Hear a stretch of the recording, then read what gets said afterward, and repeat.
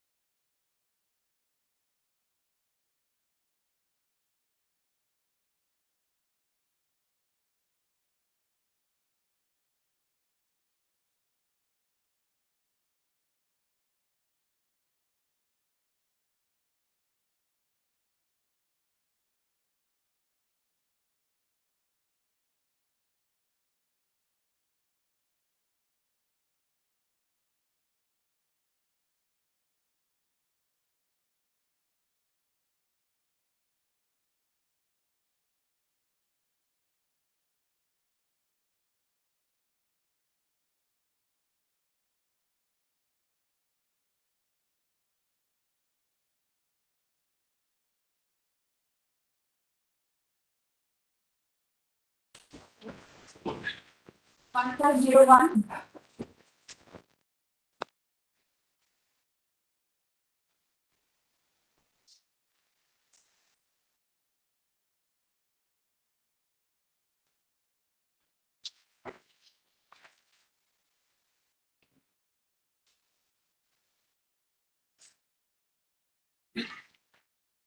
Read out the relevant password.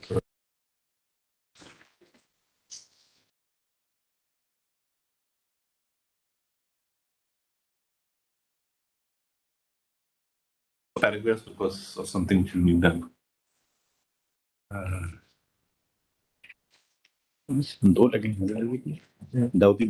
The objective of legislature while giving wide powers to the Bar Council of India under Section 49, which gives its power to make rules read with Section 24(3)(d), it gives its power to prescribe norms for entitlement to be enrolled as an advocate under the rules of the Bar Council of India, leads us to a conclusion that these are adequate powers with the Bar Council of India under the said Act to provide for such norms and rules. We are thus of the view that while considering the question referred to us, the only conclusion which can be laid is that the interdict placed by the judgment of this court and V. Sudhir on the powers of Bar Council of India cannot be sustained, and we cannot hold that V. Sudhir lays down the correct position of law. The effect of the view expressed by us would be that it is left to the Bar Council of India as to at what stage the All India Bar examination has to be held, pre or post. There are consequences, especially in respect of the interregnum period, which would arise in holding the All India Bar examination in either scenario, and it is not for this court to delve into them, but it is for the appropriate to leave the Bar Council of India to look into the niceties of both the situations. However, in view of the larger ramifications, we do consider appropriate to delve into some, though not all, the aspects which may get involved in holding the All India Bar examination, especially in view of some suggestions made by the amicus. We may take note of the fact that the All India Bar examination is scheduled held twice a year. It is necessary that should be strictly followed. Otherwise, the law degrees would be left with idling.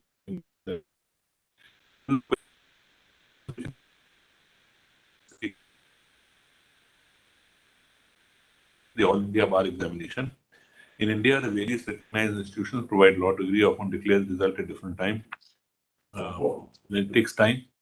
We are inclined to accept the suggestion from the learned amicus that the students who have cleared all examinations to be eligible to pursue the final semester of the final year course of law, on production of proof of the same, could be allowed to take the All India Bar examination.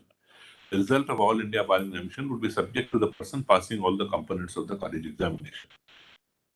More often than not, there will be hiatus period between the date of passing the examination from law university and date of enrollment. The eligibility of a law graduate to perform certain tasks may thus arise.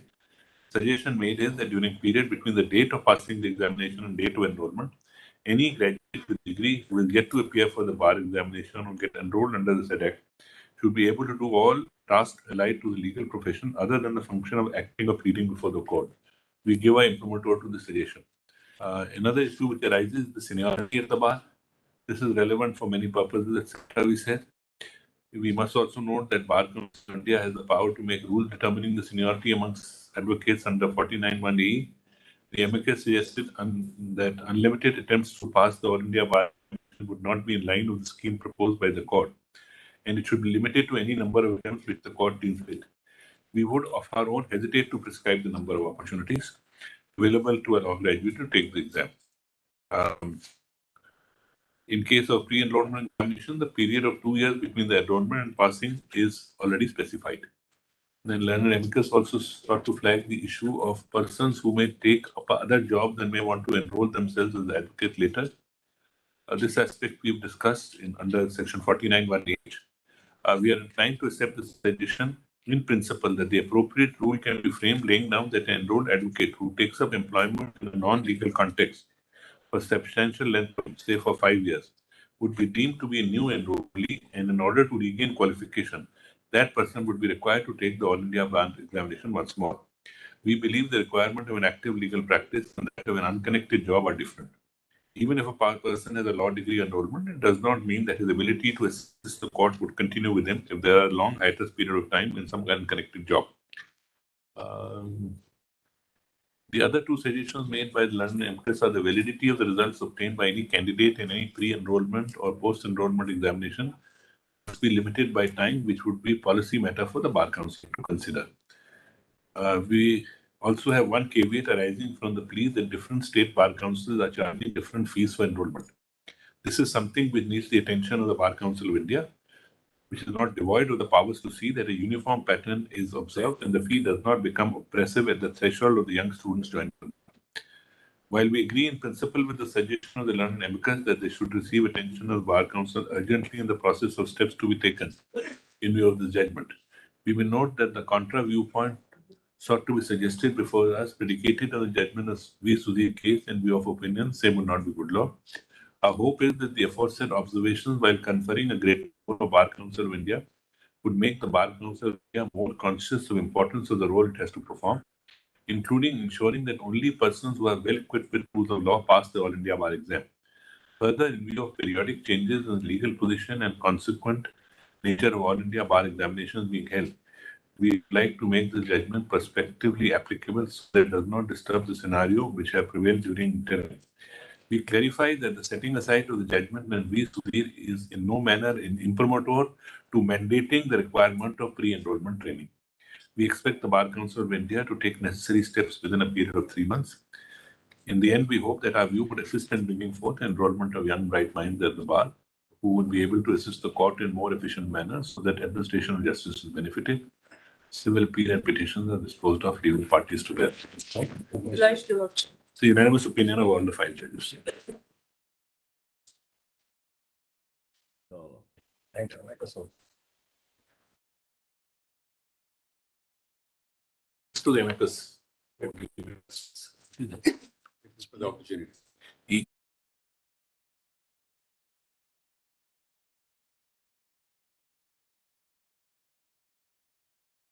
Anna is sitting next to him. That side is also very long. Okay.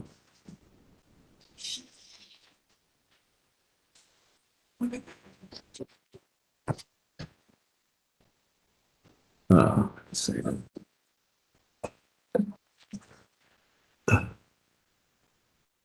जब वो sign कर ले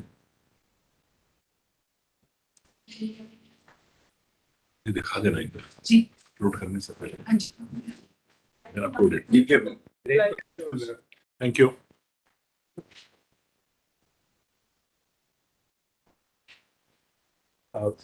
we have heard that the decision of the constitutional bench in the case of Sina requires reconsideration. We have recorded reasons why it needs reconsideration, and there are 2 grounds on which we have said that it requires reconsideration. In paragraph 32, we have said that to conclude prima facie, we find that the exercise of balancing the rights under Article 26B with other rights under Part 3, and in particular Article 21, was not undertaken by the Constitutional Bench in the case of Sardar Sayedna. The question is substantially an issue before the bench of 9 judges in Supreme Court review 9 judges. Moreover, the question whether the protection can be given by Article 26B to the practice of excommunication is to be tested on the touchstone of the concept of constitutional morality as it is subject to morality. This is an important and emergent issue. These are the 2 main grounds on which the said decision may need reconsideration by a larger bench. Then we have said that these 2 issues are covered by question number 3 and 4 framed by the 9-judge bench. And therefore, we have requested the Chief Justice to tag this matter along with the 9-judge bench. Thank you. I'm Done. No, 7. That's good. Baji. We were expecting 9. You will have to argue it. So देखिए sir that's It will come due क्या पता course. आज जो है 3 years. 2 years.